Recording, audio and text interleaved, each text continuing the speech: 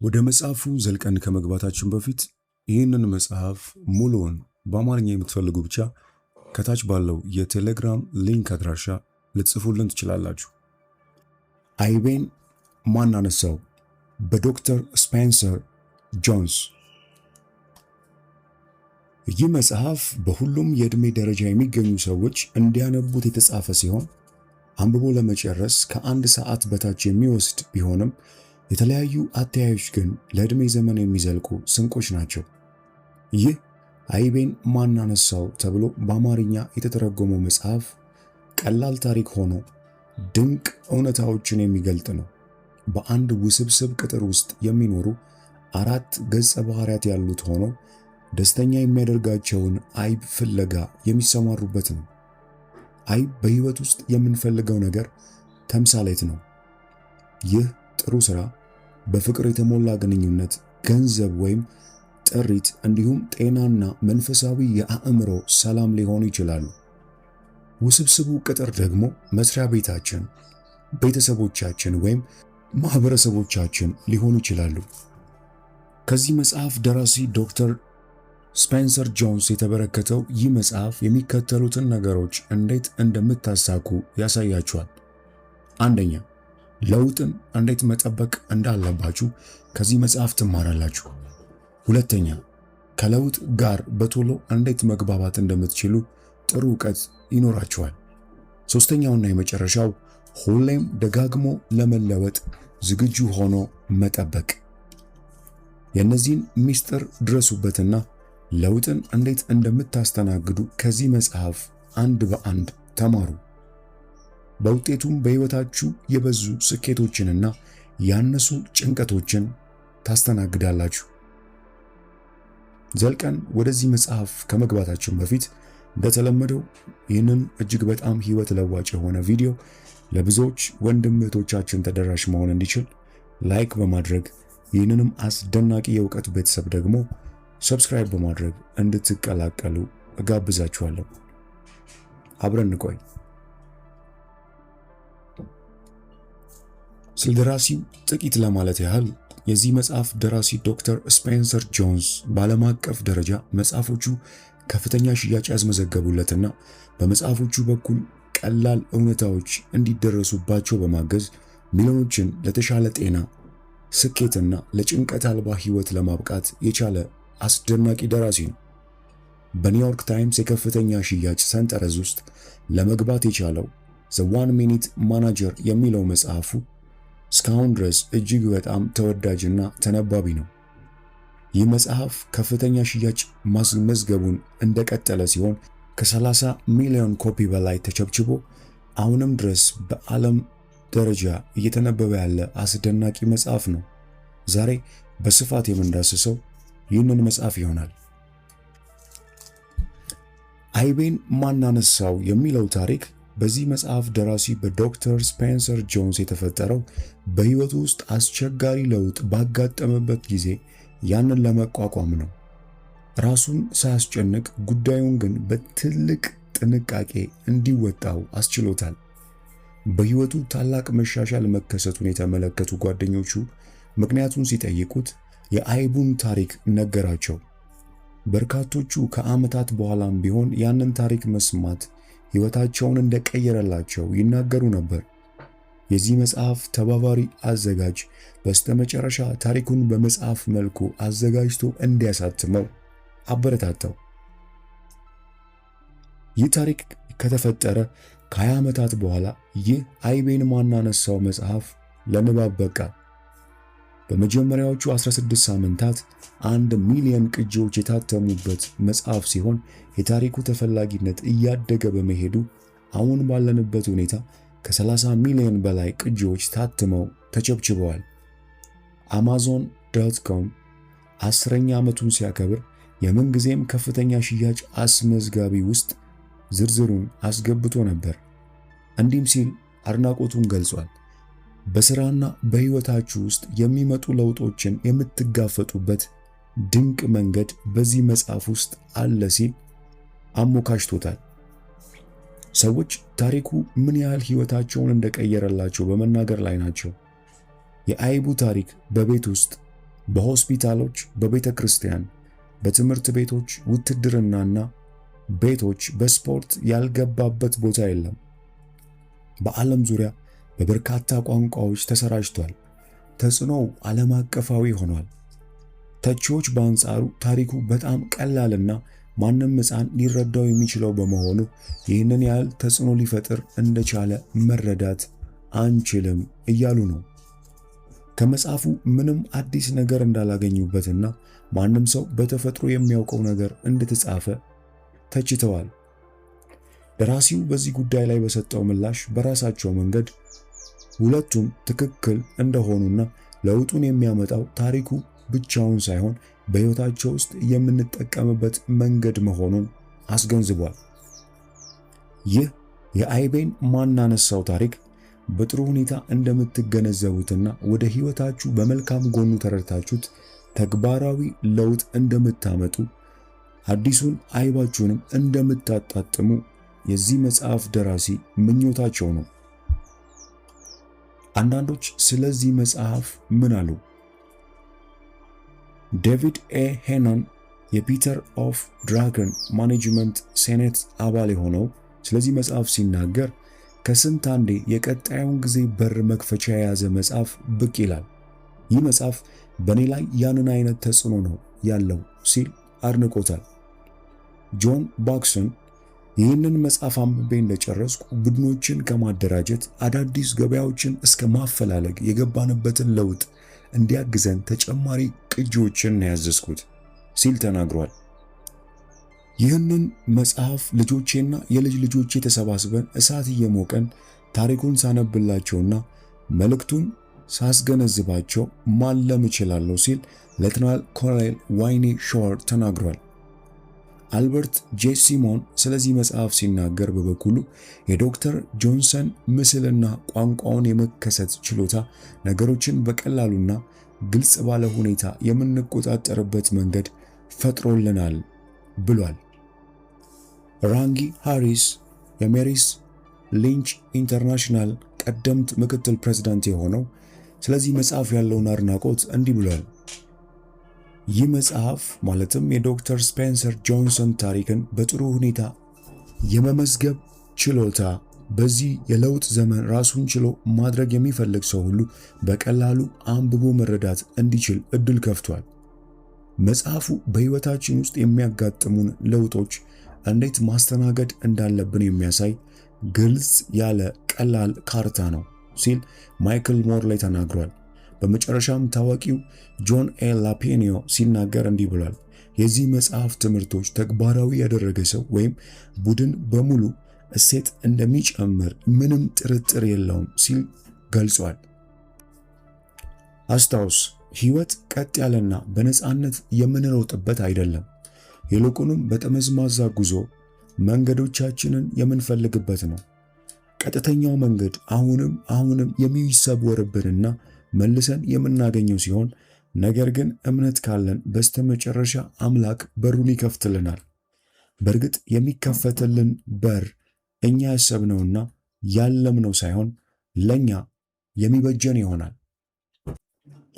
አይቤን ማናነሳው ቀለል ባለ ተረክ ስለ ለውጥ አስደናቂ ሐቆች የቀረቡበት ነው። ታሪኩ በአንድ መውጫና መግቢያው በሚያደናግር ስፍራ ስለሚኖሩ 4 ገጸ ባህሪያት ሲሆን አይብ እያፈላለጉ በመመገብ ደስታቸውን ሲፈልጉ ያሳያል። ሁለቱ አይጦች ሲሆኑ ስኒፍናና ስከሪ ይባላሉ። ሁለቱ ደግሞ ትናንሽ ሰዎች በመጠናቸው አይጦችን የሚያክሉ በስራና በአኗኗር ግን ሰዎችን የሚመስሉ ናቸው። ስማቸውም ሄምናና ሃው ይባላል። አይብ በሕይወታቸው ውስጥ እንዲኖረን የምንፈልጋቸው ነገሮች ተምሳሌት ነው። ጥሩ ስራ፣ የሚያስደስት ግንኙነት፣ ገንዘብ፣ ይዞታ፣ መልካም ጤና ወይም መንፈሳዊ የአእምሮ ሰላም ሊሆን ይችላል። መግቢያና መውጫው የሚያደናግረው ስፍራ ደግሞ እነዚህን ነገሮች ለማግኘት የምንሰማራበት የሥራ ቦታ፣ ቤተሰብ ወይም ማህበረሰብን ይወክላል። በታሪኩ ውስጥ ገጸ ባህሪያቱ ያልተጠበቀ ለውጥ ያጋጥማቸዋል። በስተመጨረሻ አንዱ ለውጡን በሚገባ ተወጥቶት ከልምዱ የተማረውን በሰዋራው ስፍራ ግድግዳዎች ታሪኩን ጽፏል። ግድግዳዎቹ ላይ የተጻፉትን ነገሮች ስታዩ እናንተም ለውጥን እንዴት ማስተናገድ እንዳለባችሁ ትረዳላችሁ። ይህም በሥራ፣ በሕይወት ለስኬት የምትሰጡት ትርጉም ምንም ቢሆን እንኳን እንዴት አብዝታችሁ እንደምታገኙትና ጭንቀታችሁን ደግሞ እንዴት መቀነስ እንደምትችሉ ያሳያችኋል። በማንኛውም ዕድሜ ላይ ያለ ሰው ሊያነበው የሚችለው ይህ ታሪክ ለማንበብ ከአንድ ሰዓት ያነሰ ጊዜ ሊወስድ ቢችልም እይታዎቹ ግን ለዕድሜ ዘመን ዘላቂ ጥበቦች ናቸው። በዚህ መጽሐፍ ታሪክ ውስጥ የተሰየሙ ገጸ ባህሪያት አይጦቹ ስኒፍና ስከሪ እንዲሁም ትናንሾቹ ሰዎች ሄምና ሃው ዕድሜ፣ ጾታ፣ ዘር እንዲሁም ዜግነት ሳይወሰን ሁላችንም ውስጥ የሚገኙትን ቀላልና ውስብስብ ማንነቶች ወካይ ናቸው።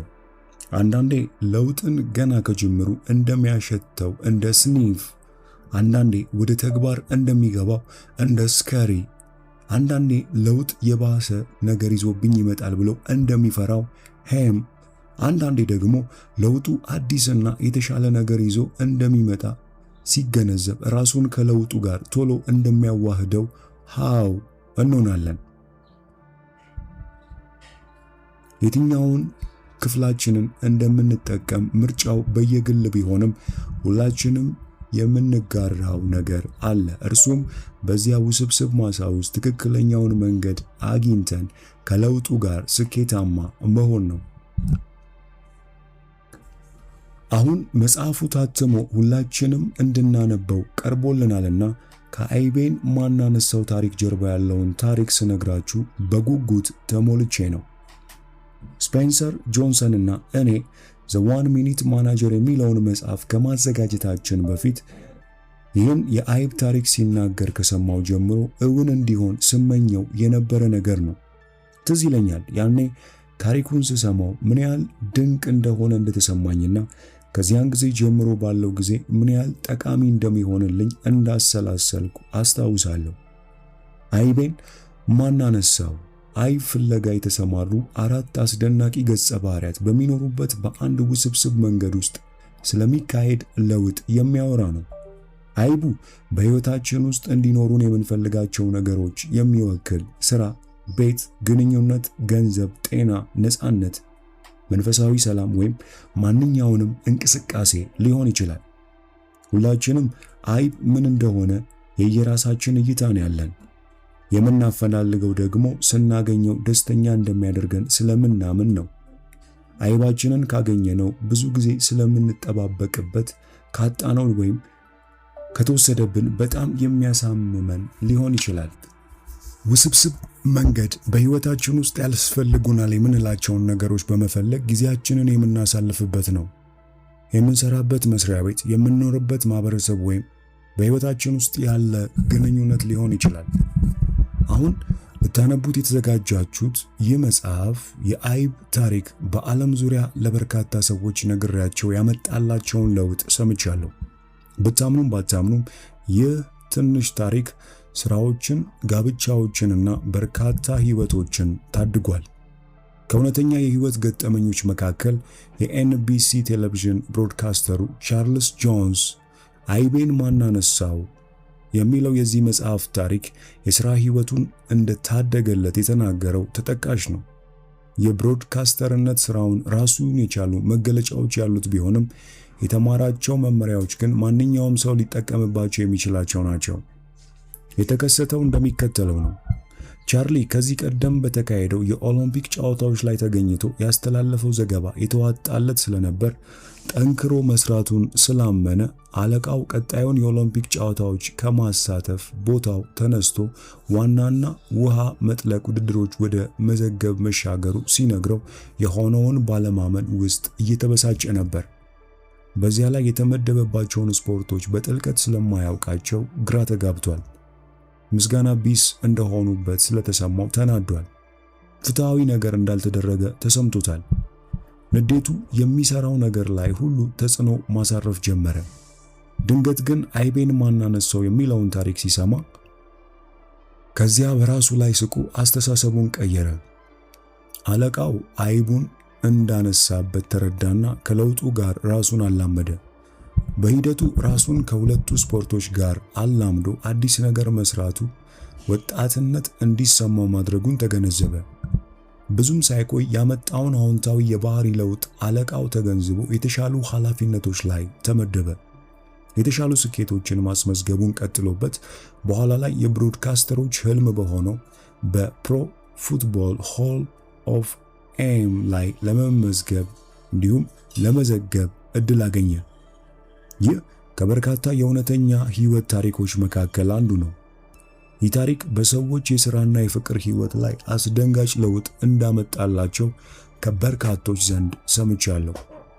በዚህ በአይቤን ማናነሳው መጽሐፍ የመለወጥ ኃይል በጣም ከመተማመን የተነሳ በቅርቡ ለኩባንያዎች ሰራተኞች በሙሉ ከ200 በላይ የቅድመ ህትመት ቅጂዎችን አከፋፍየዋለሁ። ለምን? ምክንያቱም ወደፊት መቀጠል ብቻ ሳይሆን ተፎካካሪ ሆኖ መቀጠል እንደሚፈልግ ኩባንያ የስልጠና እድገት ማዕከል ሁሌም በለውጥ ላይ ነው። አይባችንን ያለማቋረጥ እያንቀሳቀሱብን ነው። ባለፉት ጊዜያት ታማኝ ተቀጣሪዎችን እንፈልግ የነበረ ቢሆንም አሁን ግን ነገሮች እንዲህ ነው የሚሰሩት ብለው ሙጭጭ ከሚሉ ሰዎች ያለፉ ተለዋዋጭ አቅም ያላቸውን ሰዎች እንፈልጋለን። እንዲህም ሆኖ እንደምታውቁት በስራ ወይም በህይወት ተከታታይነት ባለው ለውጥ ውስጥ መቀጠል ሰዎች ለውጥ የሚረዱበት አዲስ እይታ እስካልኖራቸው ድረስ ጫና ውስጥ የሚከት ነገር ነው። የአይቡ ታሪክ አስፈላጊነት እዚህ ጋር ነው። ለሰዎች ታሪኩን ነግሬያቸው አይቤን ማናነሳው የሚለውን ታሪክ ማንበብ ሲጀምሩ አሉታዊ ስሜቶች እየተወገዱ ሲሄዱ ይሰማኝ ነበር። የሁሉም ክፍል ሰራተኞች ተራ በተራ ስለ መጽሐፉ እያመሰገኑኝ በድርጅታችን ውስጥ እየተካሄደ ያለውን ለውጥ በልዩ መልካም እይታ መመልከት እንደጀመሩ ይገልጹልኝ ነበር። እመኑኝ፣ ይህቺ ትንሽ ተረት በጣም ባጭር ጊዜ ውስጥ የምትነበብ ብትሆንም ተጽዕኖዋ እጅግ ሰፊ ነው። ገጾቹን መክፈት ስትቀጥሉ በዚህ መጽሐፍ ውስጥ 3 ክፍሎች ታገኛላችሁ። በመጀመሪያ የምታገኙት ክፍል የቀድሞ ተማሪዎች ተሰባስበው በህይወታቸው ውስጥ ለውጦችን እንዴት ማስተናገድ እንደሚችሉ የሚወያዩበት ነው። ሁለተኛው ክፍል የአይቤን ማናነሳው መጽሐፍ ዋና ክፍል ነው። በሶስተኛው ክፍል ደግሞ ሰዎች ከታሪኩ ምን እንደተማሩና በስራና በህይወታቸው ውስጥ እንዴት ሊጠቀሙበት እንደሚችሉ የተወያዩበት ነው። የዚህን መጽሐፍ ረቂቅ ያነበቡ አንዳንድ ሰዎች የታሪኩን ትርጉም በራሳቸው መፍታት ስለፈለጉ የታሪኩ መጨረሻ ድረስ አንብበው ማቆምን መርጠዋል። ሌሎች ደግሞ በራሳቸው ህይወት እንዴት ሊጠቀሙበት እንደሚችሉ ሐሳብ ይሰጠናል ብለው ስላመኑ ሰዎች ያካሄዱትን ውይይት ማንበቡን መርጠዋል። በየትኛውም መንገድ ቢሆን አይቤን ማናነሳው የሚለውን መጽሐፍ ደጋግማችሁ ስታነቡት ሁሌም ልክ እንደኔ ለውጥን መቆጣጠርና ህይወታችሁን ለመቀየር የሚያስችል አዲስና ጠቃሚ ነገር እንደምታገኙበት አምናለሁ። በምታገኙበት ነገር እንደምትደሰቱ በመተማመን መልካሙን እመኝላችኋለሁ። ከአይቡ ጋር ተንቀሳቀሱ።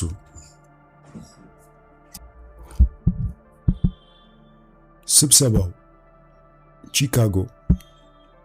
ቀደም ባለው ምሽት ቺካጎ ውስጥ ዳግም የመገናኘት ፕሮግራም የነበራቸው በርካታ የቀድሞ የክፍል ጓደኛሞች አብረው ጊዜ ካሳለፉ በኋላ ፀሐያማ በሆነው እሁድ ቀን ለምሳ ተሰብስበው ነበር። የሁለተኛ ደረጃ ተማሪዎች በነበሩበት ጊዜ ጥሩ ጓደኛሞች የነበሩ በመሆናቸው አንዳቸው በሌላቸው ህይወት ውስጥ ምን እየተከሰተ እንደሆነ ለማወቅ በመፈለግ እየተጨዋወቱ እየተቀላለዱና አስደሳች ውይይት እያደረጉ ነበር። ትምህርት ቤት ሳሉ በክፍል ውስጥ በጣም ታዋቂ ከነበሩ ተማሪዎች አንዷ የነበረችው አንጄላ ህይወት ትምህርት ቤት በነበርንበት ጊዜ ከማስበው ፍጹም የተለየች ናት፣ ብዙ ነገሮች ተለውጠዋል በማለት ስትናገር ናታን ቀበል አድርጎ እውነት ነው በማለት በሐሳቧ ተስማማ።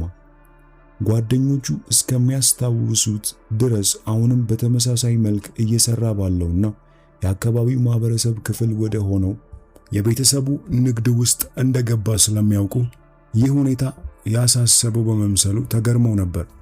እርሱ ግን ቀጥለው ግን እኛ ነገሮች ሲቀየሩ እንዴት መለወጥ እንደማንፈልግ አስተውላችኋል? ሲል ጠየቀ። ካርሎስም ቀጠል አድርጎ እኔ ግን ለውጥን የምንቃወመው መለወጥን ስለምንፈራ ይመስለኛል ሲል መለሰ። ካርሎስ አንተ የእግር ኳስ ቡድኑ አምበል ስለነበርክ ስለ መፍራት ስትናገር እሰማሃለሁ ብዬ አስቤ አላውቅም ነበር አለች ጄሲካ። ሁሉም ሳቁ። ከዚያ ግን ምንም እንኳን የተሰማሩበት አቅጣጫ ቢለያይም ያጋጠሟቸው ስሜቶች ተመሳሳይ መሆናቸውን እንዲሁም በቅርብ ዓመታት ውስጥ በእነሱ ላይ እየተከሰቱ ያሉትን ያልተጠበቁ ለውጦች ለመቋቋም እየሞከሩ ቢሆን እንኳን ብዙዎቹ ለውጦቹን እንዴት ማስተናገድ እንዳለባቸው አለማወቃቸውን ተረድተው ነበር። ቀጥሎም ማይክል እኔም ለውጥን እፈራ ነበር። በንግድ ስራችን ውስጥ ትልቅ ለውጥ የመጣ ጊዜ ለማስተካከል ምን ማድረግ እንዳለብን ባለማወቃችን ስራችንን ልናጣ ተቃርበን ነበር። ሁሉም ነገር የተቀየረው አንዲት ትንሽ አስቂኝ ታሪክ በመስማቴ ነበር አለ። እንዴት? ናታን ጠየቀ። ታሪኩ ለውጥን የምንመለከትበትን መንገድ ቀየረው። ለውጥ የሆነ ነገር ማጣት ሳይሆን የሆነ ነገር ማግኘት እንደሆነና ያንንም እንዴት እንደምሰራው አሳየኝ። ከዚያ በኋላ በስራዬና በህይወቴ ነገሮች በፍጥነት ተሻሻሉ። ታሪኩን በመጀመሪያ ስሰማው ትምህርት ቤት ሳለን እንሰማቸው እንደነበሩ አይነት ታሪኮች ይመስል ስለነበር ያየሁት ቀለል አድርጌ ነበር። ኋላ ግን ግልጽ የሆነውን ነገር ማየት ባለመቻሌና ነገሮች ሲቀያየሩ የሚገባውን ነገር ባለማድረጌ በራሴ ተናደድኩ። ከዚያ ግን በታሪኩ ውስጥ ያሉትን 4 ገጸ ባህሪያት የራሴን የተለያዩ ባህሪያት እንደሚወክሉ ስረዳ ማንን መምሰል እንደምፈልግ ወሰንኩና ተለወጥኩ። በኋላ ላይ ታሪኩን የሥራ ባልደረቦቼ ለሆኑ አንዳንድ ሰዎች ካካፈልኳቸው በኋላ እነሱም ለሌሎች በማካፈላቸው አብዛኞቻችን በተሻለ ሁኔታ ለመለወጥ ተስማማን። በዚህም ስራችንን በጣም የተሻለ የሆነ መጣ። ብዙዎችም ታሪኩ ልክ ለኔ እንዳደረገልኝ ሁሉ እነርሱም በግል ህይወታቸው ሳይቀር ረድቷቸው ነበር።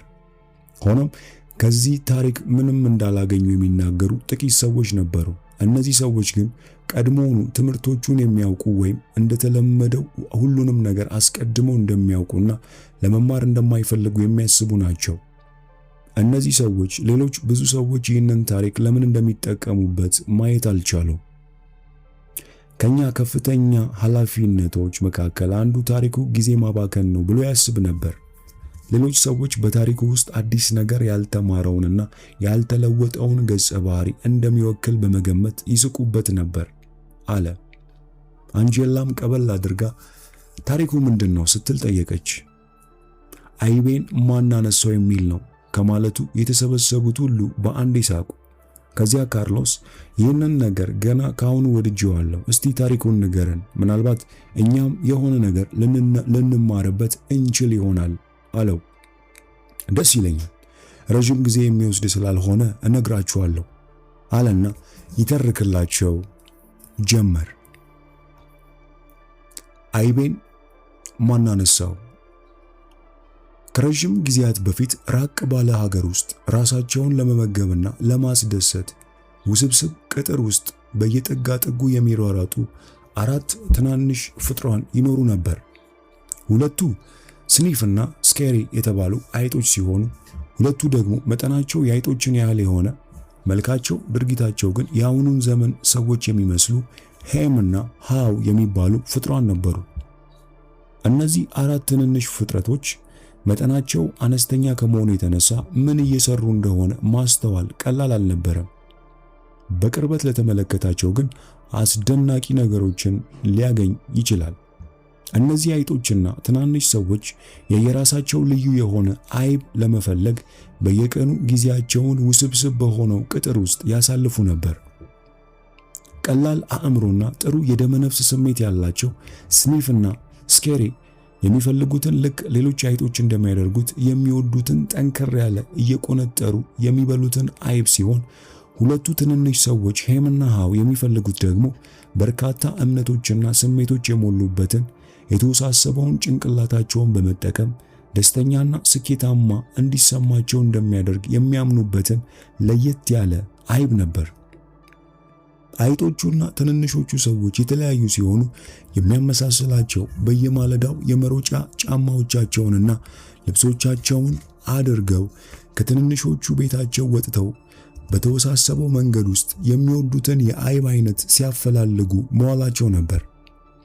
ውስብስቡ ቅጥር ጥቂት ጣፋጭ አይብ የያዙ መተላለፊያዎች ያሉት ሲሆን ወዴትም የማይደርሱ በጨለማ የተዋጡ ጥጋ ጥጎችና መተላለፊያዎች ማንም ሰው በቀላሉ አቅጣጫ ስቶ ሊጠፋ የሚችልባቸው ነበሩ። መንገዳቸውን ላገኙት ግን ውስብስቡ መንገድ በተሻለ ሕይወት እንዲደሰቱ የሚያስችላቸውን ሚስጥሮች የያዘ ነበር። አይጦቹ ስኒፍና ስኬሪ አይቡን ለማግኘት የሚጠቀሙበት ቀላል የሙከራና የመሳሳት ዘዴ ነበር።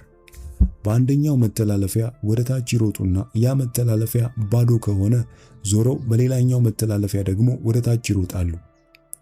ምንም አይብ ያልያዙትን መተላለፊያዎች ስለሚያስታውሱ በፍጥነት ወደ አዲስ አካባቢዎች ይሄዳሉ። ስኒፍ ትልቅ አፍንጫውን በመጠቀም አይብ ያለበትን አቅጣጫ ሲያገኝ ሲሸተው፣ ስኬሪ ወደፊት ይሮጣል። እንደምትገምቱት ያሉበት ሊጠፋቸውና በተሳሳቱ አቅጣጫ ሊሄዱ ወይም ከግድግዳ ጋር ሊጋጩ ይችላሉ። ከተወሰነ ጊዜ በኋላ ግን መንገዳቸውን ያገኙታል።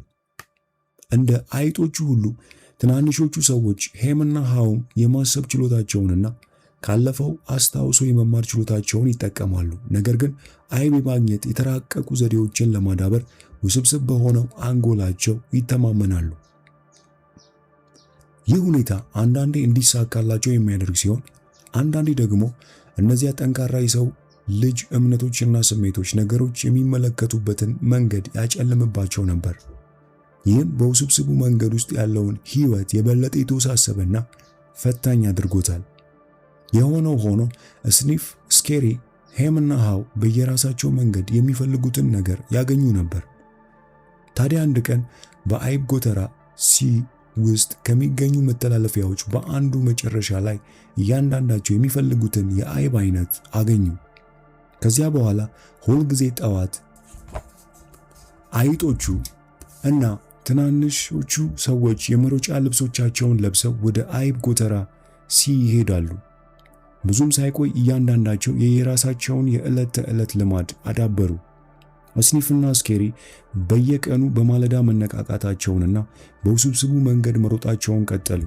ሁልጊዜም የሚከተለውን ተመሳሳይ መንገድ ነበር። እንደ ደረሱም ጫማዎቻቸውን አውልቀው አንድ ላይ ያስሩና ሲፈልጉት በቅርብ እንዲያገኙት አንገታቸው ላይ ያንጠለጠሉታል። ከዚያ አይባቸውን ይመገባሉ። ሄምና ሃውም በመጀመሪያዎቹ ጊዜያት አይቡ ወደሚገኝበት ጎተራ በመሄድ አይባቸውን ይመገቡ ነበር። ከተወሰኑ ጊዜያት በኋላ ግን አሁን አይቡ የት እንደሚገኝና እንዴት ወደዛ እንደሚሄዱ ስላወቁ ዘግይተው የመነሳት ልማድ አዳበሩ። ሲለብሱም ሆነ ወደ ጎተራው ሲያመሩ ቀስ ብለው ሆነ። አይቡ ከየት እንደሚመጣ ወይም ማን እዚያ ቦታ ላይ እንደሚያስቀምጠው የሚያውቁት ነገር የለም። ብቻ ግን እዚያ እንደሚገኝ ገምተው ይሄዳሉ። እንደደረሱም ራሳቸውን ቤታቸው እንዳሉ እንዲሰማቸው ያደርጋሉ። ልብሶቻቸውን አውልቀው ያንጠለጥላሉ። የመሮጫ ጫማቸውን አውልቀው ስሊፐሮቻቸውን ያደርጋሉ። አሁን አይባቸውን አግኝተዋልና ስለዚህ ዘና ይላሉ። ይህ ድንቅ ነው። በዚህ ቦታ ለዘላለም የሚያቆየን በቂ አይብ አለ ሄም። ትናንሾቹ ሰዎች ደስታና ስኬታማነት ተሰማቸው። አሁን አስተማማኝ ሁኔታ ውስጥ እንደሆኑም አሰቡ። ሄምና ሃው በአዲሱ ጎተራ ያገኙት አይብ የየራሳቸው አይብ እንደሆነ ለመቁጠር ጊዜ አልፈጀባቸውም። በዚያ ላይ በጣም ትልቅ የአይብ ማከማቻ ነው። ስለዚህ በመጨረሻ መኖሪያቸውን ወደ ጎተራው በመቀየር ማህበራዊ ህይወታቸውን በዚያ አካባቢ መሰረቱ። ሄምና ሃው የበለጠ ቤታቸው እንደሆነ እንዲሰማቸው ለማድረግ ግድግዳዎቹን በጥቅሶች ያስጌጡና በጥቅሶቹ ዙሪያም ፈገግ የሚያሰኟቸውን የአይብ ምስሎች ይስሉ ነበር። ከጥቅሶቹ አንዱ የሚከተለው ነበር፣ አይብ መብላት ደስተኛ ያደርጋል የሚል። አንዳንድ ጊዜ ሄምና ሃው በጎተራው ያለውን የአይብ ክምር ለማየት ጓደኞቻቸውን ይዘው ይመጡና ቆንጆ አይብ ነው አይደል እያሉ በኩራት ያመለክታሉ። አንዳንዴ አይቡን ለጓደኞቻቸው ያካፍሏቸዋል፣ አንዳንዴ አያካፍሏቸውም።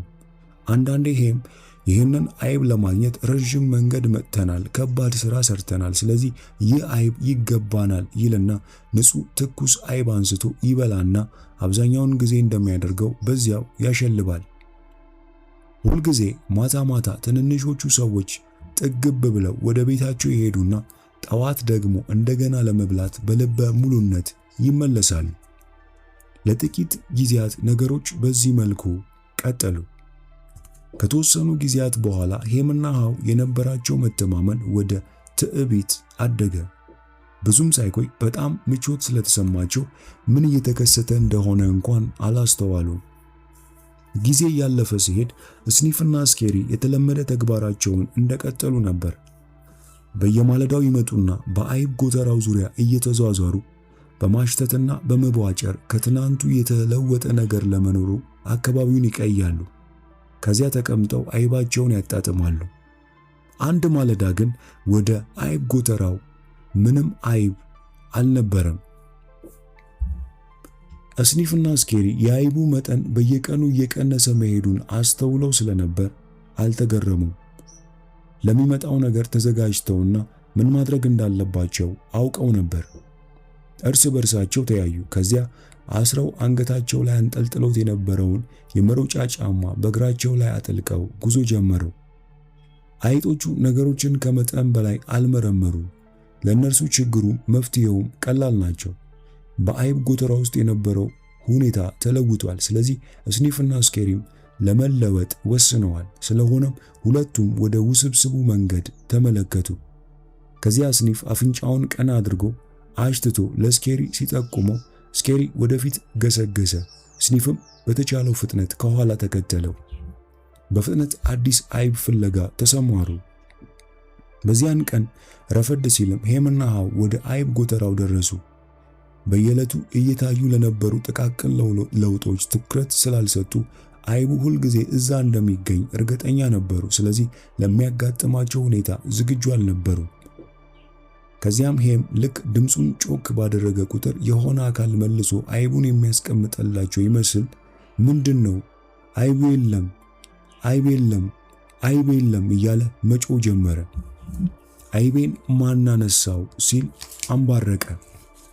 በመጨረሻም እጆቹን ወገቡ ላይ አድርጎ ፊቱ ቀልቶ ይህ ፍትሃዊ አይደለም በማለት ጮኸ። ሃው ደግሞ የተፈጠረውን ባለማመን ራሱን እየነቀነቀ ነበር። በጎተራው ውስጥ አይብ እንደሚኖር እርግጠኛ ስለነበር በተፈጠረው ሁኔታ ለረጅም ጊዜ በድንጋጤ ደንዝዞ ቆሞ ነበር። እሱም ለዚህ ዝግጁ አልነበረም። ሄም ጮክ ብሎ የሆነ ነገር እየተናገረ ቢሆንም ሃም ግን ሊሰማው ፍላጎት አልነበረውም። ያጋጠመውን ነገር መጋፈጥ ስላልፈለገ ከሁሉም ነገር ለመሸሽ እየሞከረ ነበር። አይብ ማግኘት ቀላል ባለመሆኑ የትናንሾቹ ሰዎች ባህሪ ማራኪ ወይም ውጤታማ ባይሆንም መረዳት የሚቻል ግን ነበር። በመሆኑ ለትንንሾቹ ሰዎች አይብ ማግኘት በየቀኑ በቂ ምግብ ከማግኘት ይልቅ ትልቅ ትርጉም ነበረው። እንደየ ጣዕም ምርጫቸው አይብ ለነርሱ ምን ማለት እንደሆነ የየራሳቸው ሐሳብ ስለነበራቸው አይብ ማግኘት ደስተኛ ለመሆን የሚያስፈልጋቸውን ነገር የሚያገኙበት መንገድ ነበር። ለአንዳንዶቹ አይብ ማግኘት ቁሳዊ ነገሮችን ማግኘት ነው። ለሌሎች በጥሩ ጤንነት መደሰት ወይም መንፈሳዊ ደህንነትን ማዳበር ነው። ለሃው ደግሞ አይብ ማለት የደህንነቱን መጠበቅ፣ የሚወደው ቤተሰብ መመስረትና ምቹ በሆነ ጎጆ ውስጥ መኖር ነው።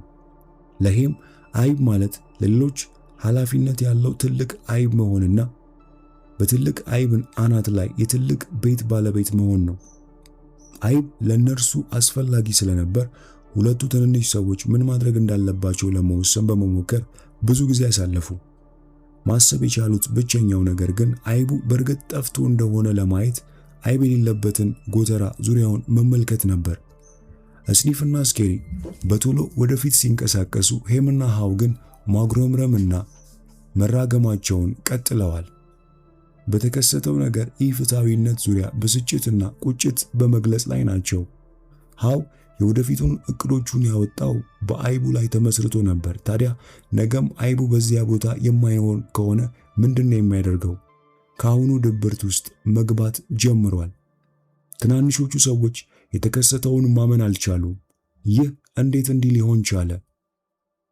ነገሮች እንዲህ መሆን አልነበረባቸውም። እንደዚህ እንደሚሆኑ ማንም አላስጠነቀቃቸውም። ሄምና ሃው በረሃብና በተስፋ መቁረጥ ወደ ቤታቸው ሄዱ። ከመሄዳቸው በፊት ግን ሃው ግድግዳው ላይ እንዲህ ሲል ጻፈ። አይቡ ይበልጥ አስፈላጊ በሆነ መጠን ይበልጥ አጥብቀህ መያዝ ትፈልጋለህ። በቀጣዩ ቀን ሄምና ሃው ተመልሰው ወደ ጎተራው ሲሄዱ በሆነ መንገድ አይቡን እንደሚያገኙት ተስፋ አድርገው ነበር። የተለወጠ ሁኔታ ግን አልነበረም። አይቡ ዛሬም በቦታው የለም። ትናንሾቹ ሰዎች ግን ምን ማድረግ እንዳለባቸው ባለማወቅ ልክ እንደማይንቀሳቀስ ሐውልት ባሉበት ደርቀው ቀሩ። ሃው ምን አይነት ነገር መስማትም ሆነ ማየት ባለመፈለግ አይኖቹን መጨፈን የሚችለውን ያህል ጨፍኖ በእጆቹ ደግሞ ጆሮቹን ሸፍኖ ነበር። የአይቡ አቅርቦት በየጊዜው እየቀነሰ በመሄድ ላይ እንደነበር ማስታወስ አልፈለገም። በአንዴ እንደተወሰደባቸው ማመን ነው የመረጠው። ሄም በውስብስብ ጭንቅላቱ አማካኝነት ነገሮችን ደግሞ ደጋግሞ እያሰበ ይህ ለምን በኔ ላይ ሆነ? ምንድነው እየተካሄደ ያለው ሲል በመጠየቅ ላይ ነው። በመጨረሻም ሃው አይኑን ገለጠና ሁኔታውን ተመልክቶ ስኒፍና ስኬሪ የት ናቸው? እኛ የማናውቀው ነገር የሚያውቁ ይመስልሃል ሲል ጠየቀው። ሄም ምን ሊያውቁ ይችላሉ? እነሱ አይጦች ናቸው፣ እኛ ደግሞ ትናንሽ ሰዎች ነን። በአስተሳሰብ እንበልጣቸዋለን። ይህንን እንቆቅልሽ መፍታት ያለብን እኛ ነን በማለት መለሰ። ሃውም መልሶ ስማ፣ እኔም በእውቀት እንደምበልጣቸው አውቃለሁ፣ ነገር ግን አሁን ባለው ሁኔታ ከነሱ በተሻለ ብልህ ሆነን የተገኘን አይመስለኝም። እዚህ ነገሮች እየተለወጡ ነው። ምናልባት እኛም መለወጥና ነገሮችን በተለየ መንገድ ማከናወን ሳይኖርብን አይቀርም አለ። ሄም ለምንድን ነው የምንለወጠው? እኛ ትናንሽ ሰዎች ነን፣ ልዩ ነን። እንዲህ አይነት ነገር በእኛ ላይ ሊከሰትብን አይገባም። ከተከሰተብን ደግሞ ቢያንስ የሆነ አይነት ጥቅም ልናገኝበት ይገባል አለው። ጥቅም ማግኘት የሚገባን ለምንድን ነው? ሃው ጠየቀ። መብት ስላለን ነዋ። የምን መብት ነው ያለን? ሃው ማወቅ ፈልጓል። አይባችንን ማግኘት መብታችን ነው። ለምን? ሃው ጠየቀ። ሄምም ምክንያቱም ይህንን ችግር እኛ አልፈጠርነውም፣ ችግሩን የፈጠረው ሌላ ሰው ነው። ስለዚህ ከዚህ ነገር የሆነ ነገር ማግኘት አለብን በማለት መለሰ። ምናልባት ያለፈውን ነገር መተንተኑን አቁመን አዲስ አይብ ፍለጋ መሰማራት ያለብን አይመስልም አለ ሃው። አይሆንም ሲል ሞገተ ሄም። ይህንንማ ጉዳይማ ከስሩ ማጣራት አለብኝ። ሄምና ሃው ምን ማድረግ እንዳለባቸው ለመወሰን ተቸግረው ሳለ ስኒፍና ስኬሪ መንገዳቸውን ቀጥለዋል። በውስብስቡ መንገድ ውስጥ በየጠጋ ጥጉና በየኮሪደሩ ትኩረታቸው አይብ ማግኘት ላይ ብቻ አድርገው ፍለጋቸውን አጧጥፈውታል። ለተወሰኑ ጊዜያት ምንም ባያገኙም በመጨረሻ ግን ከዚህ በፊት ሄደውበት ወደማያውቁት ሌላ የአይብ ጎተራ በመድረሳቸው በደስታ ፈነጠዙ። ሲፈልጉት የነበረውን አዲስ የአይብ ክምችት አግኝተዋል። አይናቸው ማመን አልቻለም። በህይወት ዘመናቸው እንደዚህ አይነት ትልቅ የአይብ ቁልል አይተው አያውቁም። ይህ ሁሉ ሲሆን ሄምና ሃው አሁንም በቀድሞ ጎተራ ውስጥ ሆነው ባለፈው ሁኔታ ዙሪያ እየተወያዩ ነው። አይብ አለመገኘታቸው ተጽዕኖ ስላደረሰባቸው እየተበሳጩና እየተናደዱ በነበሩበት ሁኔታ እርስ በርሳቸው እየተወነጃጀሉ ነበር። ሃው አሁንም ስለ አይጦቹ ጓደኞቹ ማሰቡን አላቋረጠም። ስኒፍና ስኬሪ ምናልባት አዲስ አይብ አግኝተው እያለ ብሎ ያስባል። በውስብስቡ መንገድ ውስጥ አይብ ለመፈለግ መሮጥ ብዙውን ጊዜ እርግጠኛ አለመሆንን የሚያካትት በመሆኑ አስቸጋሪ ጊዜ ሊያሳልፉ እንደሚችሉ ያምን ነበር። ግን ደግሞ ይህ ሁኔታ ለተወሰነ ጊዜ ብቻ እንደሚቆይ ያውቅ ነበር። አንዳንድ ጊዜም ስኒፍና ስኬሪ አዲስ አይብ አግኝተው ሲደሰቱ ያስባል። በውስብስቡ መንገድ ሄዶ አዲስ አይብ ቢያገኝ ምን ያህል ጥሩ ሊሆን እንደሚችል ይሰማዋል። ጣዕሙ ሳይቀር አፉ ላይ ይመጣበታል። ሃው አዲስ አይብ አግኝቶ ሲያጣጥም በአይነ ህሊናው ማየቱን በመቀጠል ቁጥር የቀድሞውን ጎተራ ለቆ ለመሄድ ፍላጎቱ እያደገ መጣ። ከዚያ በድንገት እንሂድ ሲል ጮሆ ተናገረ። ሄም አይሆንም፣ እዚህ ይሻለኛል፣ እዚህ ምቹ ነው፣ የምናውቀው ይህን ቦታ ነው፣ በዚያ ላይ አዲስ ቦታ መሄድ አደገኛ ነው ሲል በፍጥነት መለሰ። ሃው አደገኛ አይደለም፣ ከዚህ በፊት በውስብስብ መንገድ ውስጥ ብዙ ክፍሎች ተዘዋውረን እናውቃለን። አሁንም ያንን ማድረግ እንችላለን በማለት ተከራከረ። ሄም ግን አሁን ያንን ለማድረግ አርጅቻለሁ፣ ደግሞ በዚህ ሰዓት ለመጥፋትና መሳለቂያ ለመሆን ዝግጁ አይደለሁም፣ አንተስ አለ። ሃው ይህንን ሲሰማ ፍርሃቱ አገረሸና አዲስ አይብ ለማግኘት ያለው ፍላጎት ማሸሸ። ከዚያ እነዚህ ትናንሽ ሰዎች በየቀኑ አንድ አይነት ነገር ማድረጋቸውን ቀጠሉ። ወደ ቀድሞ የአይብ ጎተራ ይሄዳሉ። ምንም አይነት ሳያገኙ በጭንቀት ተውጠው ወደ ቤታቸው ይመለሳሉ። እየሆነ ያለውን ነገር ለመካድ ቢሞክሩም በቀላሉ እንቅልፍ የሚወስዳቸው ሆነው አላገኙትም። በየቀኑ አቅማቸው እየቀነሰና ነጭናጫ እየሆኑ ሲሄዱ ይታወቃቸዋል። ቤታቸውም እንደ ቀድሞ የምቾት ቦታ አልሆነላቸውም። ለመተኛት የሚቸገሩና አይብ ባለማግኘታቸው በተደጋጋሚ ለቅዠት ተጋላጭ ሆኑ። እንዲሁም ሆኖ ሄምና ሃው በየቀኑ ወደ ቀድሞ የአይብ ጎተራ መሄዳቸውን አላቋረጡም። አንድ ቀን ሄም ታውቃለህ፣ ጠንክረን ብንሰራ ምናልባት ነገሮች ያን ያህል እንዳልተለወጡ ማየት እንችል ይሆናል። ምናልባት አይቡ እዚሁ አቅራቢያ ሳይሆን አይቀርም፣ ከግድግዳው ጀርባ ደብቀውት ሊሆን ይችላል አለ። ሃው ሐሳቡ ትክክል ሊሆን እንደሚችል በማመኑ በቀጣዩ ቀን ለመቆፈሪያ የሚያገለግሉ መሳሪያዎችን ይዘው መጡ። ከዚያም ሄም መሮ፣ ሃም ደግሞ መዶሻ በመጠቀም ግድግዳውን በትንሹ መብሳት ቻሉ። ግን ምንም አይነት አይብ አላገኙም። ውጤቱ ቅር ቢያሰኛቸውም ለችግሩ መፍትሄ እንደሚያገኙለት አምነዋል። ስለዚህ በሚቀጥለው ቀን ማልደው በመምጣት ከትናንትናው በበለጠ ጠንክረው ቢቆፍሩም ሌላ ሰፊ ቀዳዳ እንጂ ከግድግዳው ጀርባ የተቀመጠ አይብ አላገኙም። ሃው በስራና በምርታማነት መካከል ያለውን ልዩነት መገንዘብ እየጀመረ ነው። ሄም ደግሞ እዚህ ሆነን የሚሆነውን ብንጠባበቅ ይሻላል፣ ፈጠነም ዘገየም አይቡን መልሰው ማስቀመጣቸው አይቀርም አለ። ሃው ሄም የተናገረውን ማመን ፈልጓል። ስለዚህ በየቀኑ እቤቱ እየሄደ እረፍት እያደረገ በየማለዳው ፈራ ተባ እያለ ከሄም ጋር ወደ ጎዳናው ይመለሳል። አይቡ ግን ተመልሶ አልመጣም። አሁን ትናንሾቹ ሰዎች በረሃብ በጭንቀት የተነሳ እየተዳከሙ ነው። ሃው ደግሞ ያሉበት ሁኔታ በራሱ እስኪሻሻል ቁጭ ብሎ መጠበቁ አድክሞታል። አይብ በሌለበት ሁኔታ ውስጥ ይበልጥ በቆዩ ቁጥር ነገሩ የበለጠ እየከፋ እንደሚሆን ወይም እንደሚሄድ መረዳት ጀምሯል። ሃው እየተዳከሙ እየሄዱ እንደሆነ ተረድቷል። በመጨረሻ አንድ ቀን ሃው እስቲ እኛን ተመልከት፣ በየቀኑ ተመሳሳይ ነገሮችን ደጋግመን እያደረግን ነገሮች ባለመሻሻላቸው እንገረማለን። ከዚህ ሞኝነት የበለጠ አስቂኝ ነገር የለም በማለት በራሱ መሳቅ ጀመረ። ሃው ባልሆነ አቅጣጫ ተጉዞ ሊጠፋ እንደሚችልና አይብ ሊያገኝ የሚችለው የት እንደሆነ በትክክል እንደማያውቅ ስለተረዳ እንደገና በውስብስቡ መንገድ ውስጥ መሮጥ የሚለውን ሐሳብ አልወደደውም። ነገር ግን ፍርሃቱ ምን እንዳደረገው ሲያይ በምኞቱ ወይም በሞኝነቱ መሳቅ ነበረበት። ጥቂት ቆይቶ ለመሆኑ የመሮጫ ጫማዎቻችን የት ናቸው ሲል ሄምን ጠየቀው። በቀድሞ ጎተራ ውስጥ አይቡን ካገኙ በኋላ የሚያስፈልጋቸው ስላልመሰላቸው አርቀው ጥሏቸው ስለነበር ፈልገው ለማግኘት ረጅም ጊዜ ወሰደባቸው። ሄም ጓደኛው የመሮጫ ጫማውን ሲያነሳ ሲመለከት መቼም የምርህን ወደ ውስብስቡ መንገድ በድጋሚ ልትሄድ አይደለም አይደል? ይልቅ አይቡን መልሰው ስለሚያመጡት ለምን ከኔ ጋር እዚሁ አትጠብቅም አለው። ሃው አልገባህም፣ እኔም እንዲገባኝ አልፈለግኩም ነበር። አሁን ግን የትናንቱን አይብ መልሰው እንደማያመጡት ተረድቻለሁ። አሁን አዲስ አይብ የመፈለጊያ ጊዜ ነው አለ። ሄም ግን የምትሄድበት ቦታ አይብ ባይኖርስ አለ። ብንፈልግ ይሻላል አለ ብንል እንኳን ፈልገ ባታገኘውስ በማለት ተከራከረ። አላውቅም አለ ሃው። እነዚያን ተመሳሳይ ጥያቄዎች ለራሱ ብዙ ጊዜ ጠይቆ ነበርና በነበረበት እንዲቆይ ያደረገው ፍርሃት እንደገና ተሰማው። ከዚያ አይብ ለማግኘት የተሻለ እድል ያለው እዚህ ነው ወይስ በውስብስብ መንገድ ውስጥ በማለት ራሱን ጠየቀ። ቀጥሎ በምናቡ ራሱ በውስብስቡ መንገድ ውስጥ በፈገግታ ሲራመድ ተመለከተው። በአእምሮ የፈጠረው ምስል ቢያስገርመው ጥሩ ስሜት እንዲሰማው አደረገ። ደጋግሞ ራሱን በውስብስብ መንገዱ ሲጠፋ ተመለከተ። ነገር ግን ውሎ አድሮ አዲስ አይብና ከእርሱ ጋር የተያያዙ መልካም ነገሮች እንደሚያገኝ እርግጠኝነት ተሰማው። ከዚያ ድፍረቱን አሰባሰበ።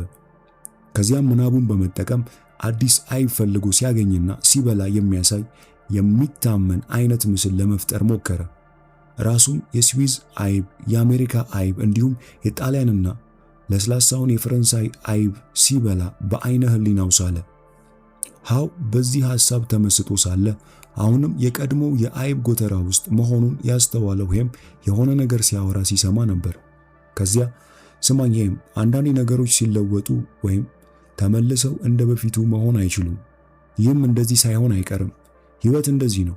ሕይወት ይቀጥላል፣ እኛም መቀጠል አለብን አለው። ሃው ተስፋ የቆረጠውን ወዳጁን ሊያሳምነው ቢሞክርም ሄም ግን ፍርሃቱ ወደ ቁጣ ተቀይሮ ሊሰማው አልፈለገም። ሃው በጓደኛው ላይ ለማሾፍ ሳይሆን ሁለቱም እንዴት ሞኝ እንደሆኑ በመመልከት ሳቀ።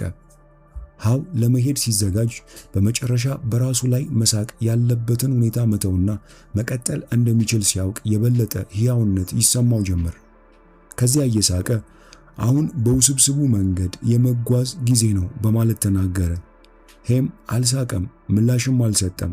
ሃው ትንሽና ስለታም ድንጋይ አንስቶ ለሄም እንዲያስብበት ግድግዳ ላይ ካልተለወጥክ ልትጠፋ ትችላለህ የሚል ጠንከር ያለ ሐሳብ ጻፈ። እንደ ልማዱም ሄም ፈገግ እንዲል ቀለል እንዲለውና አዲስ አይብ ለመፈለግ እንዲወጣ እንዲያነሳሳው ተስፋ በማድረግ በጽሑፉ ዙሪያ የአይብ ስዕል ሳለበት። ሄም ግን ሊያየው እንኳን አልፈለገም። ከዚያ ሃው በጉጉት እንዴት ወደ ውስብስቡ መንገድ ገብቶ ሲሰወር ራሱን እንዴት እንደዚህ አይነት አይብ አልባ ሁኔታ ውስጥ እንዳገኘው እያሰበ ነበር። እንዳይንቀሳቀስ ሰቅዞ ይዞት የነበረው በውስብስቡ መንገድ ውስጥ አይብ ላይኖር ይችላል። ቢኖርም ላላገኘው እችላለሁ የሚለው አስፈሪ ሐሳብ ነበር። ሃው ፈገግ አለ። ሄም አሁን አይቤን ያነሳው ማን ነው እያለ በማሰብ ላይ እንደሚሆን ያውቃል። እሱ እያሰበ ያለው ግን ከአይቡ መሰወር ጋር ቶሎ መለወጥ ያልቻልኩት ለምንድን ነው የሚለው ነበር። በውስብስቡ መንገድ ውስጥ ጉዞውን ሲጀምር ወደ መጣበት ዞር ብሎ ተመለከተና የነበረውን ምቾት አስታወሰ። ምንም እንኳን ለተወሰነ ጊዜ እዚህ አይብ ባያገኝም ራሱን ወደ ተለመደው ክልል ሲሳብ ተሰማው።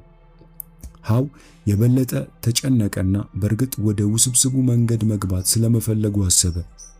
ከዚያ ፊት ለፊቱ ድንጋይ ላይ ባትፈራ ምን ታደርግ ነበር በማለት ጻፈና ለተወሰነ ጊዜ ትኩር ብሎ አየው። ባትፈራ ኖሮ ምን ታደርግ ነበር? ደጋግሞ አሰበበት። አንዳንዴ የተወሰኑ ፍርሃቶች ጥሩ እንደሆኑ ያውቃል። የሆነ ነገር ላይ ካላደረግ ነገሮች እየባሱ ይሄዳሉ ብለህ ስትፈራ ወደ ተግባር ሊገፋፉ ይችላል። ነገር ግን የፍርሃትህ መጠን ከልክ ካለፈ ምንም መስራት እንዳትችል አድርጎ አሳስሮ ያስቀምጣል። ድንገት ወደ ቀኝ ዞር ሲል ከዚህ በፊት ሄዶበት የማያውቀውን የውስብስቡን መንገድ ክፍል በማየቱ ፍርሃቱ ተሰማው። ከዚያ ትንፋሹን አሰባስቦ በቀጥታ ወደ ማይታወቀው የውስብስብ መንገድ የቀኝ ክፍል ተጓዘ። ሃው ጉዞውን ሲቀጥል ለረጅም ጊዜ ምንም አይነት አይብ ስላላገኘ ድካም ተሰማው። በዚህ ጊዜ በቀድሞ ጎተራ ውስጥ ረጅም ጊዜ ጠብቆ ሊሆን እንደሚችል አስቦ ተጨነቀ። በውስብስቡ መንገድ መሄድ ከወትሮው የበለጠ አስቸጋሪ ሆነበት። ረዘም ያለ ጊዜም ወሰደበት። ይህንን ሲመለከት እንደገና እድሉን የሚያገኝ ከሆነ ከምቾት ዞኑ ወጥቶ ቶሎ ለመለወጥ መወሰን ነገሮችን ቀላል እንደሚያደርግ ተረዳ። ከዚያ በደካማ ፈገግታ ታጅቦ ከመቅረት መዘግየት ይሻላል ሲል አሰበ። ሃው የተሻለ የአይብ ክምችት አግኝቶ ለሄም ሊወስድለትና ሄምን አበረታቶ ለማምጣት ተስፋ ቢያደርግም በቀጣዮቹ ጥቂት ቀናት ግን እዚህም እዚያም የተወሰኑ አይቦች ከማግኘት በቀር በዘላቂነት ሊጠቀምበት የሚችለው አይብ ማግኘት አልቻለም። ለመጨረሻ ጊዜ በውስብስቡ መንገድ ከተጓዘበት ጊዜ ጀምሮ ነገሮች የተቀየሩ ይመስሉ ስለነበር ሁኔታዎቹ ግራ የሚያጋቡ ስለሆኑበት ገና በቂ በራስ የመተማመን ስሜት አልነበረውም። ልክ ወደፊት እየተጓዙ ነው ብሎ ሲያስብ በመተላለፊያው ውስጥ ይጠለፋል።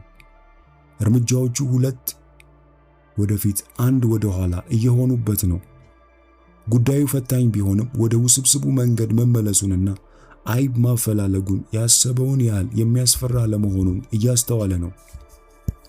በዚያውም መጠን ጊዜው በሄደ ቁጥር አዲስ አይብ አገኛለሁ ብሎ ማሰቡ በእርግጥ የሚሆን ነገር ነው ወይስ ወደሚል ሐሳብ እየተሳበ ነው። ምናልባት ማግኘት ከሚችለው በላይ እየገመተ እንደሆነ ያስባል። ከዚያ ደግሞ በዚያ ሰዓት ምንም የሚታኘክ ነገር አለመኖሩን ልብ ብሎ በራሱ ይስቃል። ተስፋ የመቁረጥ ስሜት ውስጥ በገባ ቁጥር አሁን ያለበት ሁኔታ የቱንም ያህል ምቾት የሌለው ቢሆን በቀድሞ ጎተራ ውስጥ ከነበረው ሁኔታ የባሰ እንዳልሆነ ለራሱ ያስታውሳል። አሁን ቢያንስ ነገሮች በዘፈቀደ ይሆኑብኛል ብሎ ከመጠባበቅ ይልቅ በቁጥሩ ስር እንዲሆኑ ወይም በቁጥጥሩ ስር እንዲሆኑ ለማድረግ እየሞከረ ነው። ከዚያ ደግሞ ስኒፍና ስኬሪ ይህንን ማድረግ ከቻሉ እኔም ማድረግ እችላለሁ የሚለውን ለራሱ ያስታውሳል። ሃው ቆይቶ ነገሮችን ወደ ኋላ ሲያስታውስ በቀድሞ ጎተራ ውስጥ የነበረው አይብ በፊት ሲያስበው እንደነበረው በድንገት የጠፋ ሳይሆን ቀስ በቀስ እያለቀ መሄዱ ትዝ አለው። በተለይ በመጨረሻዎቹ ቀናት አካባቢ የነበረው አይብ በመጠን ከመቀነሱ በላይ ያረጀና ጣዕሙም የማይስብ ሆኖ ነበር። በትክክል ማስታወስ ባይችልም ምናልባት መሻገር ወይም መሻገት ጀምሮ ሊሆን እንደሚችል አሰበ። በእርግጥም እየመጣ የነበረውን ለውጥ ማየት ቢፈልግ ኖሮ ሊያዩ ይችል እንደነበር አምኗል። ምናልባትም ለውጡ እየመጣ በነበረበት ወቅት ልብ ብሎ ቢሆንና ከለውጡ ጋር መለወጥ ቢችል ኖሮ ምናልባትም እንዳሁኑ ላይሆን ይችል እንደነበር ተገንዝቧል።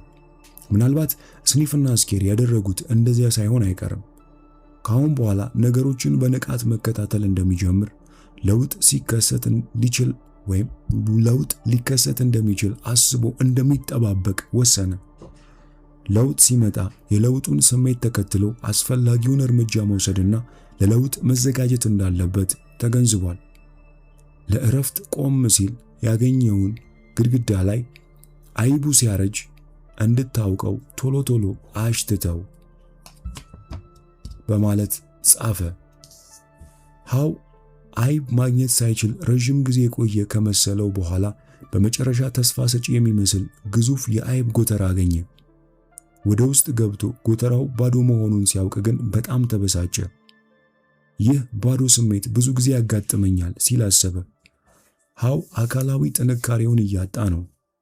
ጨርሶ መጥፋቱን ተገንዝቦ በህይወት ላልተርፍ እችላለሁ የሚለው ስጋት ገብቶታል። ስለዚህ ተስፋ የመቁረጥ ስሜት ተሰማው። ወደ ቀድሞ የአይብ ጎተራ ስለመመለስ እያሰበ እዛ ቢያንስ ሄም ስላለ ብቸኛ አይሆንም። እዚያ ግን ባልፈራን ሆኖ የማደርገው ምን ነበር የሚለውን ሁል ጊዜ ራሱን የሚጠይቀውን ጥያቄ አሰበ። ሃው ፍርሃቱ ያለፈ ወይም መስሎት ነበርና ግን ማመን ከፈለገው በላይ ብዙ ጊዜ ይፈራ ነበር።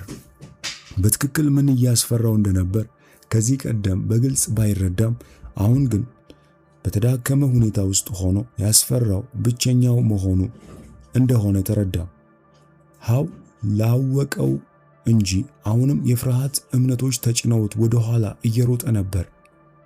ከዚያ ሄም ወደ ሌላ ቦታ ሄዶ ቢሆንስ ወይም አሁንም በፍርሃት ተጠፍንጎ እዛው ባለበት ቆሞ ይሆን ሲል አሰበ።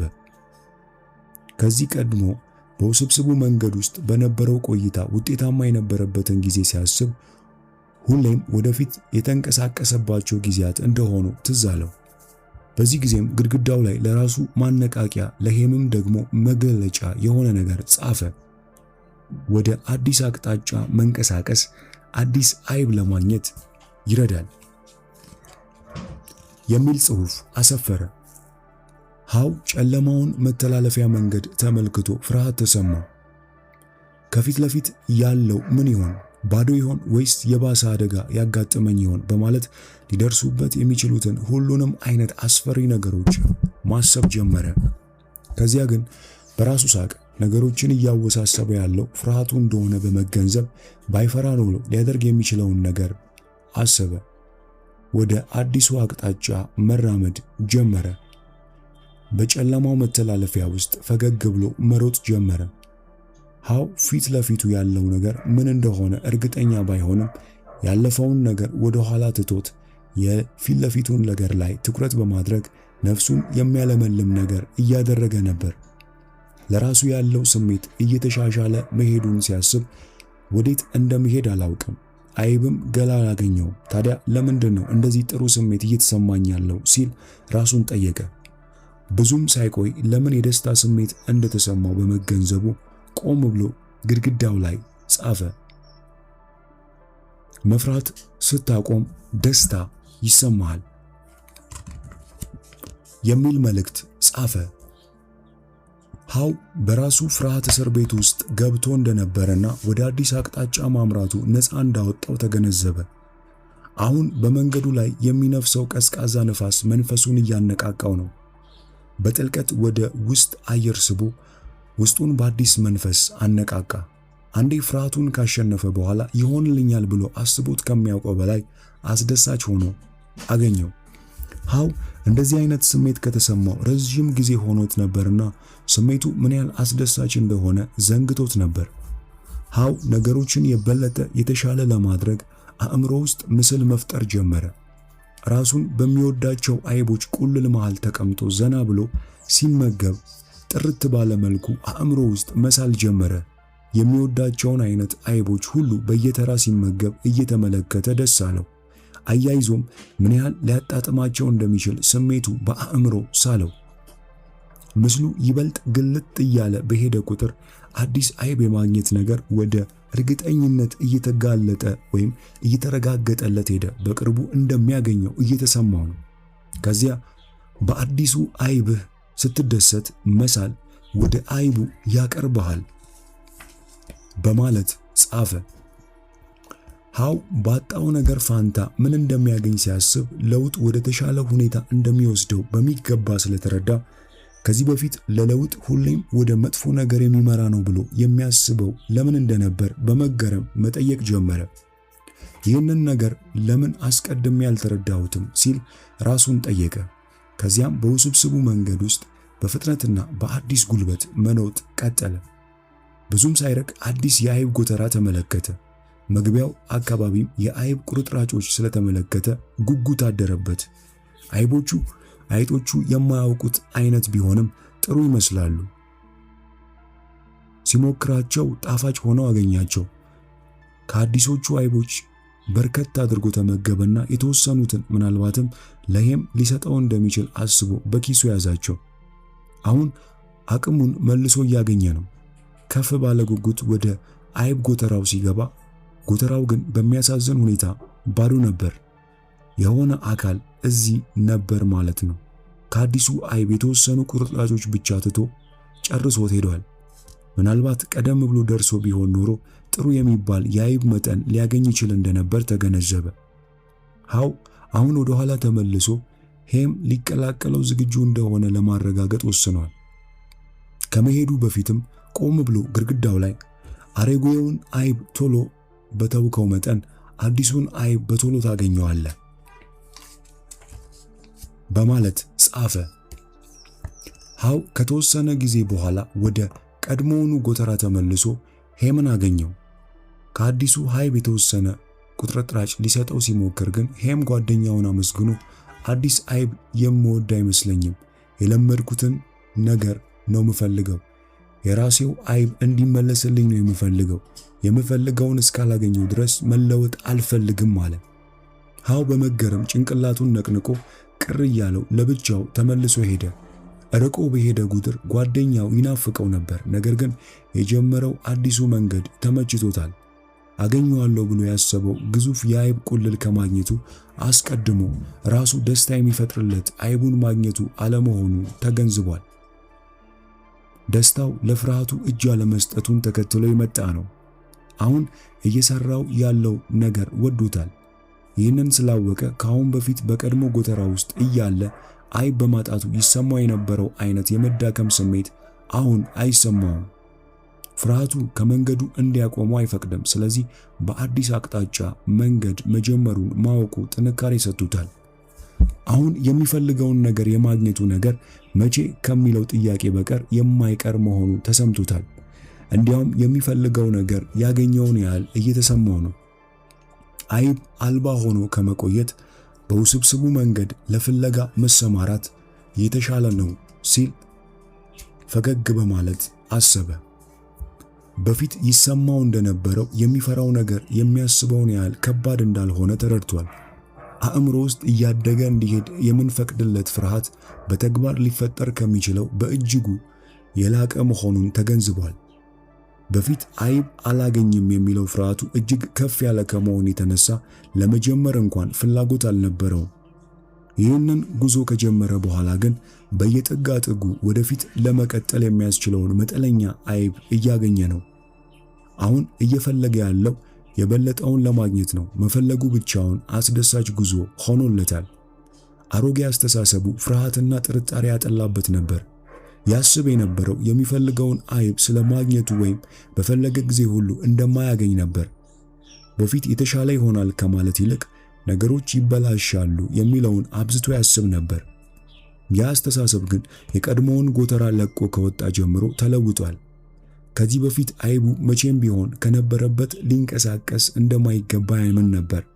አሁን ግን ፈለግነውም አልፈለግነውም ለውጥ ተፈጥሯዊ ነገር ስለሆነ መከሰቱ የማይቀር መሆኑን ተረድቷል። ለውጥ የሚያስደነግጠን ካልጠበቅነውና ካልፈለግነው ብቻ መሆኑን አውቋል። አመለካከቶቹ ምን ያህል እንደተቀየሩ ሲረዳም ቆም ብሎ ግድግዳው ላይ አሮጌ አመለካከቶች ወደ አዲስ አይብ አይመሩም በማለት ጻፈ። ሃው እስካሁን ድረስ አይብ አላገኘም፣ ነገር ግን ለፍለጋ ሲሽለከለክ የተማረውን ነገር እያሰበ ነው። አሁን እንደተረዳው አዳዲሶቹ አመለካከቶች አዳዲስ ባህሪዎች እየፈጠሩለት ነው። አሁን አይብ አጥቶ ሲመለስ የሚያሳየው ባህሪ በፊት ያሳይ ከነበረው ባህሪ የተለየ ነው። የሚያምንበት ነገር ሲቀየር የሚያደርገውም እንደሚቀየር አውቋል። ለውጥ ይጎዳኛል ብለህ ካመንክ ትቃወማለህ። አዲስ አይብ ለማግኘት ይጠቅመኛል ካልክ ደግሞ ትቀበለዋለህ። ሁሉ ነገር ለማመን በመረጥከው ነገር ላይ እንደሚወሰን ሲረዳ ግድግዳው ላይ አዲስ አይብ እንደምታገኝና አዲሱ አይብ እንደሚያስደስት ስታውቅ አቅጣጫ ትቀይራለህ በማለት ጻፈ። የቀድሞውን ጎተራ ቀደም ብሎ ቢለቅ ወይም ለውጡን ቀደም ብሎ ቢቀበል ኖሮ አሁን ከዚህ በተሻለ ሁኔታ ውስጥ ሊገኝ ይችል እንደነበር አውቋል።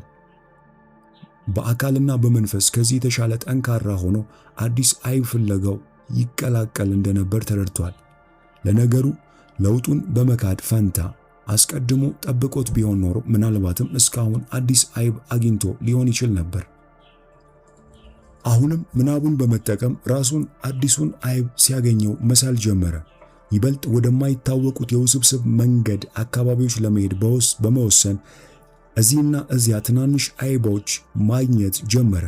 አሁን ይበልጥ ጥንካሬውንና በራስ መተማመኑን መልሶ ማግኘት ጀምሯል። የመጣበትን ቦታና ሁኔታ ሲያስታውስ በየግድግዳዎቹ መልእክቶችን እየጻፈ መምጣቱ ምናልባት ሄም የቀድሞውን ጎተራ ለቆ ለመንቀሳቀስ ቢወስን እንደ ጠቋሚ ምልክቶች ሆነው እንደሚያገለግሉት አምኗል። ሃው በትክክለኛው ጎዳና እየተጓዘ እንደሆነ ተስፋ አድርጓል። ሄምም ግድግዳው ላይ የተጻፉትን ነገሮች እያነበበ መንገዱን እንደሚያገኝ እያሰበ ነው። እስካሁን ለተወሰኑ ጊዜያት ሲያስብ የነበረውን ግድግዳው ላይ አሰፈረው። ትናንሽ ለውጦችን አስቀድሞ መረዳት የሚመጡትን ትላልቅ ለውጦች ለመላመድ ይረዳል። ይህ አይቤን ማን አነሳው ከሚለው መጽሐፍ የመጀመሪያው ክፍል ሲሆን ክፍል 2 ማለትም ከዚህ በኋላ ይቀጥላል።